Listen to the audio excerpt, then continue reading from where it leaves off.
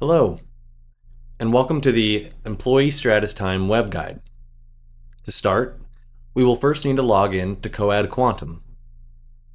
Once here, we will need to select Timekeeping under the My Payroll menu.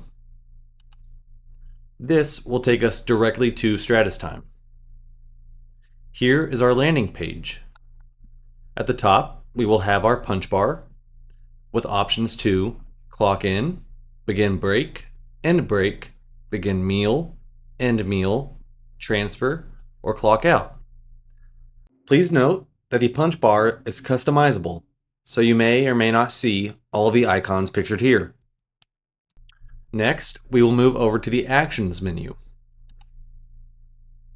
The Actions menu differs from the punch bar because it requires more data to be entered. You should punch using the Actions menu anytime you'll be punching into labor levels that are not your default settings. The Punch tab allows you to view the current day's entries and to enter punches with more detail. This screen shows the current date, your status, your schedule for the day, your punches for the day, and the punch icons. When clocking in or out, select the labor levels as needed. The default assigned labor levels will appear automatically. Please note that the labor levels are a customizable feature, and the ones displayed here may be labeled differently for your company.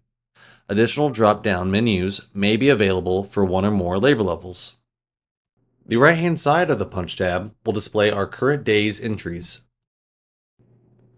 The Timesheet Entry tab allows you to enter your work or non-work time without punching. I would like to add that you may not see this tab if this feature is not enabled. In addition, the screen may appear differently depending on how the usage was configured. Use the arrows at the top of the screen to select the correct date range. Next, select the type of work or non-work hours from the drop-down menu next to the corresponding date. Then enter in the time worked. Depending on your company's configuration, the time may be entered in as a start and end time, as shown here, a start time with total hours worked, or just total hours worked. Once the information has been entered, click the Submit button to save your changes. If you need to enter job levels that differ from your default, select the configuration icon in the top right corner. Here, you can choose to display all or only the desired departments. In this example, we will select all labor levels. After saving our settings, drop-down menus will be displayed for each labor level. This will allow us to manually change the labor levels for all of our recorded time. We will now move on to the Messages menu. The messaging system is a way for you to communicate with your managers within Stratustime. The Messages icon will appear to be a closed envelope if there are no new messages, and will appear as an open envelope if there are unread messages. The new and saved messages will appear on the left-hand side of the screen.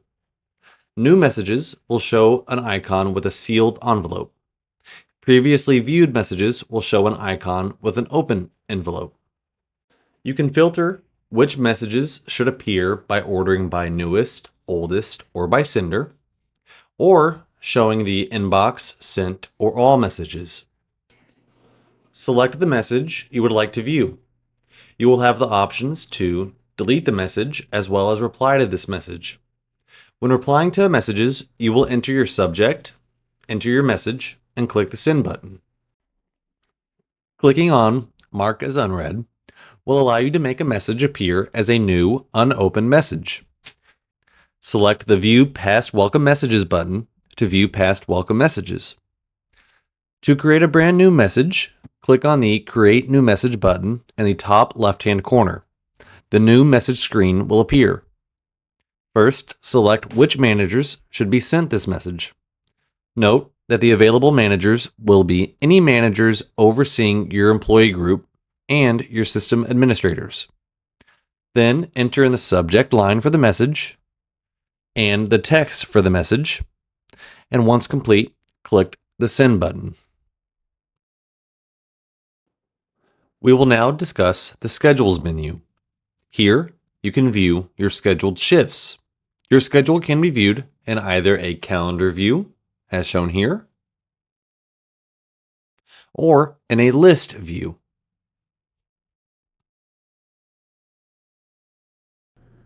We will now move on to the time card menu. The time card screen allows you to review your work and non-work time for a specified date range. The time card icon will show you your total time worked for a specified date range set up by your administrator. Click on the time card icon to view the details of your time card in the time card screen. Here, you can review your hours to make sure they are accurate. If needed, you can approve each of your line items individually by clicking on the white box under the approval title to the corresponding line item you wish to approve. You can click on the checkbox again to unapprove a line item. If you are unable to approve your time card, check with your manager. It is possible that this feature has not been activated or that the deadline for approvals has passed. Note that if there is a magnifying glass to the left of the transaction, that means there is additional information such as lunch or transfers. Click on the magnifying glass for a more detailed view of any day. You can approve the entire time card by clicking on the white box at the bottom of the screen next to Approve All. Next, we will review the Time Off menu. Selecting this will allow us to view our time off balances, if applicable. We can see the time that we have accrued, as well as the time we have used, and our current balance. To request time off, you will select the suitcase in the top left-hand corner. We can then select the type of time that we would like to use. Here we can view our current balance, and then we can select the dates that we would like to take off.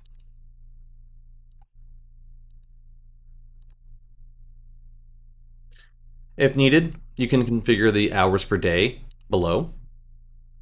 And here we can see our current balance and what our balance will be if this time off is approved. If we need to leave any notes, we can do so here. Once submitted, the manager will get an email notification letting them know that you have requested this time off. We can see that request down here.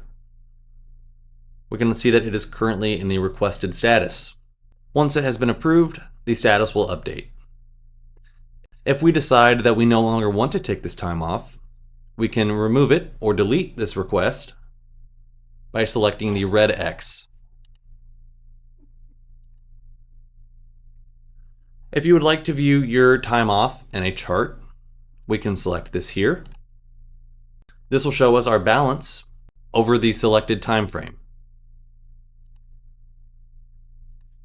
If you would like to view your approved time off in a calendar format, you can select this icon, and this will show us the upcoming or past PTO.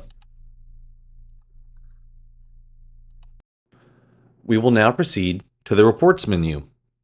The Reports icon may be gray if your company does not utilize this feature.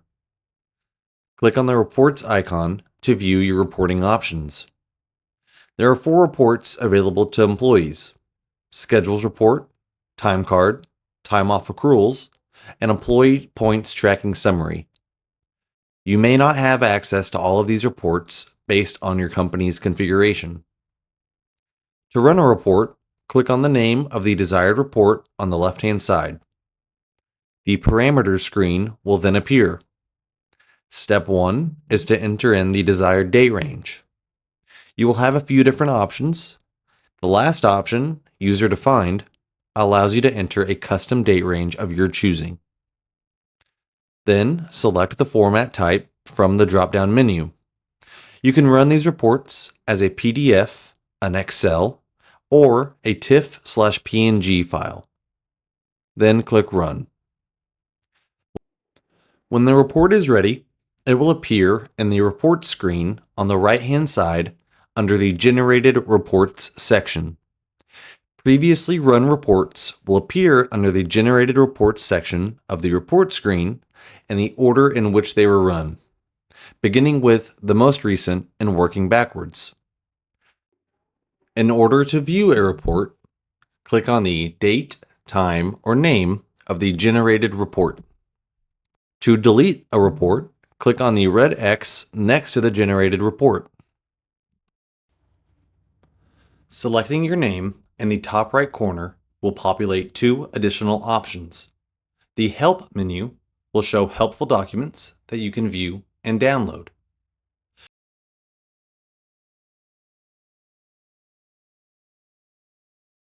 We will also have the calendar settings. Here, we can link our Stratustime schedules and time off to our own personal calendar. Each calendar type will have specific steps that will need to be completed in order to sync. The Apple Calendar will require us to enter our email address, app-specific password, and data that we would like to sync.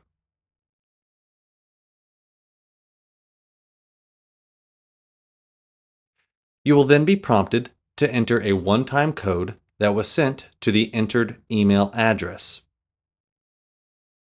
That concludes the Employee Stratustime User Guide.